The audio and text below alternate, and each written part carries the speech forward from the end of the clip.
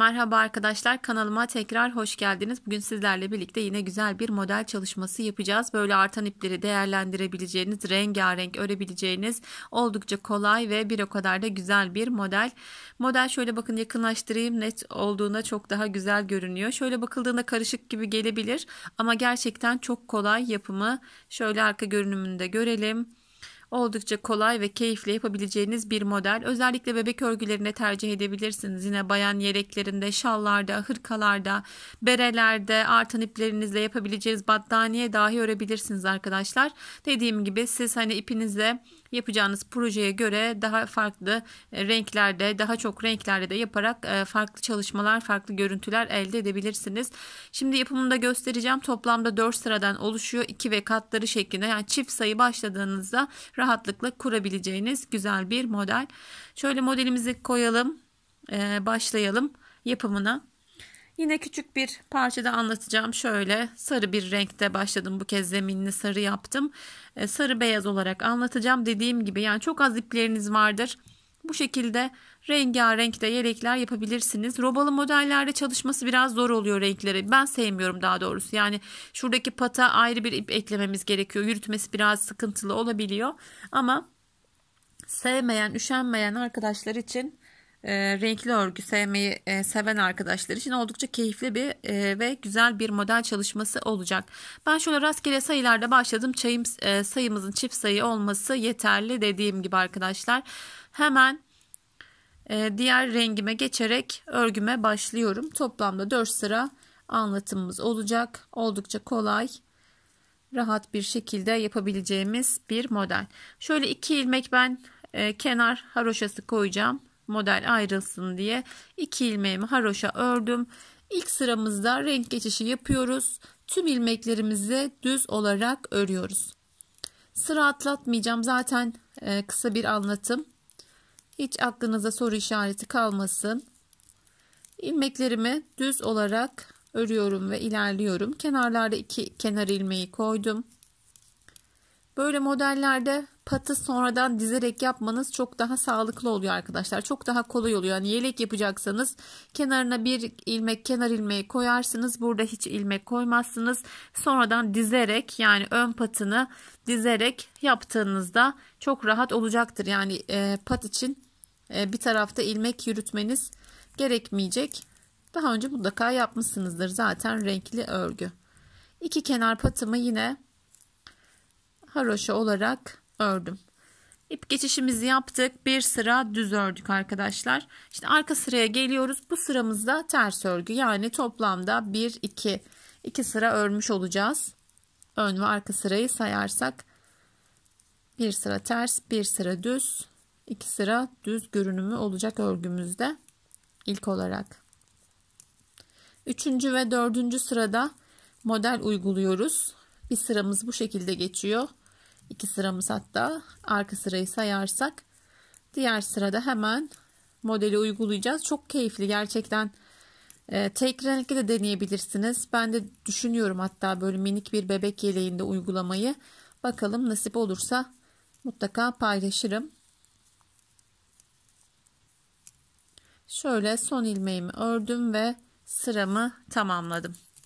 Dönüyoruz, şimdi modelimize devam ediyoruz. Devam ediyoruz. Beyaz ipimize geçmiştik.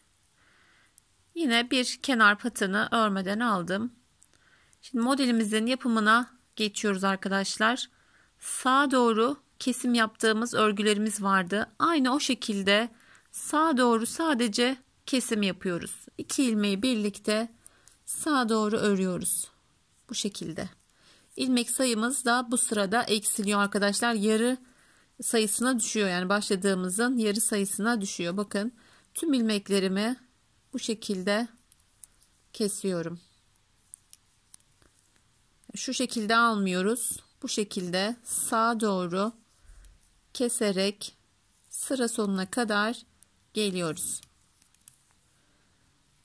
Dediğim gibi 2 ve katların şeklinde de başladığımızda tam sayılı olarak kurabiliriz. Oldu ki eksik ya da fazla ilmeğiniz oldu, onu kesip arada yok edebilirsiniz. Evet, bakın az bir ilmeğimiz kaldı. Hepsini ikişerli örerek sıra sonuna kadar geldim. Kenarda 2 ilmeğim var.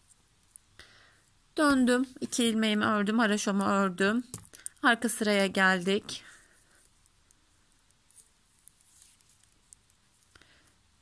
İki kenar ilmeğim vardı. Bunları ördüm. Bakın kestiğim ilmeği düz olarak ördüm. Arada bakın geçiş yaptığımız ilmek değil bu. İpimizin aralarındaki ilmekler. Bunu batıyoruz. İlmekmiş gibi örüyoruz. Bir tane düz.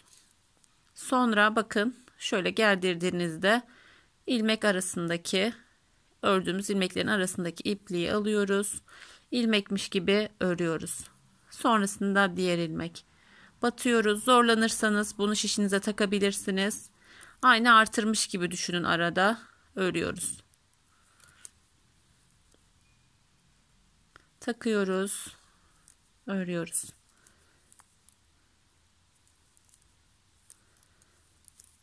Bir düz aradaki ilmeği takıyoruz ve örüyoruz. Bunu düşünebilirsiniz, bir kes bir artır da yapabiliriz diye, ama oradaki ilmek aynı şekilde olmaz. Uzun bir ilmek olur arkadaşlar. Bakın buradan aldığımızda farklı oluyor. O şekilde yaparsanız daha büyük ajurlar, delikler olur. Aynı görüntüyü elde edemezsiniz. Yani mantıklı bakınca artırmış olabilirdik bu ilmeği, ama bu ilmek bu kadar küçük olmazdı. Aradaki delikler kocaman olur. Artırdığımızda ajur gibi olur. Aradaki ilmeğe takıyoruz. Bunu atlamamaya özen gösteriyoruz. Şöyle bir kontrol edebilirsiniz. Hani atlamadan örüyoruz. Son kez yapacağız. Bakın son ilmeğimi örüyorum. Sonda artırıyorum. Çünkü başlarken direkt düz örgüyle başlamıştık. Sonrasında artırmıştık. Sonda da artırarak bitiriyoruz ki ilmek dengemiz sağlansın. Yani eksilmesin ilmek sayımız. Evet, beyazda olan sıramızı tamamladık.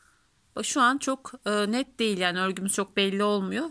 Birkaç sıra yaptıkça da daha net, daha güzel görünüyor. Şimdi beyaz ipimi bıraktım burada. Koparmıyoruz çünkü çok az sıralar. Çok uzun sıralarda hani yeniden bağlıyoruz.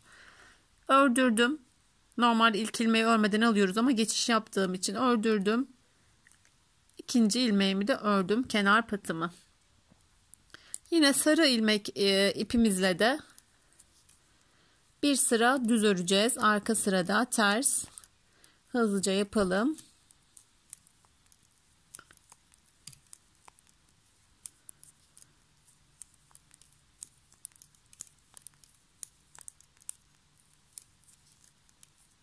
Geçerken bakın hemen model oluşmaya başladı. Her renkten farklı görünecektir. Her model her renkte farklı görünüyor. Farklı güzel durabiliyor. Daha kendini gösterebiliyor ya da hiç örnek kendini göstermeyebiliyor arkadaşlar. Ben de hani her yaptığım modeli her yaptığım renkte daha farklı seviyorum. Daha güzel gelebiliyor ya da diyorum buna hiç uygun olmadı. Bakalım sarı renkte nasıl gösterecek kendini. Arka sıramızı ters örelim. Örmeye devam edelim. Evet, arka sıramı ters ördüm. Sarı ipimle ilerliyorum. Şimdi yine işlem yapacağımız sıramıza geldik. Bu sırayı da yapalım. Sonrasında siz devam edebilirsiniz rahatlıkla. 2 ilmeğimi ördüm. Sağa doğru aynı şekilde kesim yaparak bu sıramı ilerliyorum. Normalde böyle toplaması lazım örneğin. Ben ilk yaparken o şekilde düşündüm dedim. Çünkü kesiyoruz, ilmek sayımız bir sırada azalıyor. Burada dedim hani kasma meydana gelebilir. Örgü o sırada çekebilir. Ama gerçekten şöyle göstereyim. Hiç çekme olmuyor. Aksine açan bir model oldu. Ben hiç beklemiyordum. Dediğim gibi ben orada yaptığımızda şurası bir büzülme olabilirdi bir sırada. Çünkü çok değişiyor modeller. Ama aradan ilmek alıp arka sırada ördüğümüzde o toplama meydana gelmiyor arkadaşlar. Rahatlıkla hani normal ilmek sayılarında yeleğinize uygulayabilirsiniz. Bunu artırmadan bu sırayı örseydik o dediğim olabilirdi. Yani arada daralmalar meydana gelebilirdi ama gelmiyor. Çok güzel bir örgü çıkıyor ortaya. Ben farklı tasarımlar da yapmayı planlıyorum. Bunu hani modelin arasına koyup aralarda düzler, tersler falan o şekilde de güzel görünecektir. Nasip olursa inşallah birlikte yaparız. 2 ilmek birlikte örerek bakın ilmek sayımız azaldı, ördük. Yine şöyle arkaya geçelim, son kez göstereyim. İlk ilmeğimi örmeden aldım. Bir ilmek daha ördüm, iki kenar ilmeğimi ördüm. Kestiğim ilmeği düz örüyorum. Aradan şöyle ilmek değil, bakın geçirdiğim ipliğimi alıyorum, takarak ördürüyorum. Takmamıza gerek olmuyor aslında, yapamazsanız eğer. Bir düz ördüm, şöyle ördürdüm, bir düz ördüm, ördürdüm. Çok keyifli, gerçekten çok da kolay. Bir sıra işlem yapıp bir sıra yapmadığımız için de çok çabuk ilerliyor. Artırdık, düz ördük. Artırdığımız ilmeğimizi ördük, düz ördük. Kolaylıkla yapabileceğiniz, zorlanırsanız şişe takabilirsiniz. Zorlanmazsanız bu şekilde seri bir şekilde yapabileceğiniz güzel bir örgü modeli. Şöyle aldım. Bakın düzle başlamıştık. Artırarak sıramızı bitiriyoruz. En önemli konu da bu arkadaşlar. Burada unutursanız mutlaka ilmek sayınız tek sayıya düşecektir ve eksilecektir. Evet, bakın rengarenk, gerçekten oldukça güzel görünüyor. Ben buna devam edip görselime ekleyeceğim inşallah sarı rengini de, ama pembede gayet net görebilirsiniz çalışmamızı. İnci gibi, böyle fare dişine benziyor, nohut modeline benziyor ama hepsinden de daha kolay yapımı, güzel ve gösterişli bir model arkadaşlar. Sizlere de anlatmaya çalıştım, paylaştım. Umarım faydalı olur ve sizler de örgülerinizde kullanırsınız. Kanalıma abone olmayı unutmayın. Diğer kanalım Kardeş Örgüler. Bu kanalımda sadece parça anlatım örgüler yapıyorum. Nasip olursa hani yelekleri de uygulamaya çalışıyorum hepsini.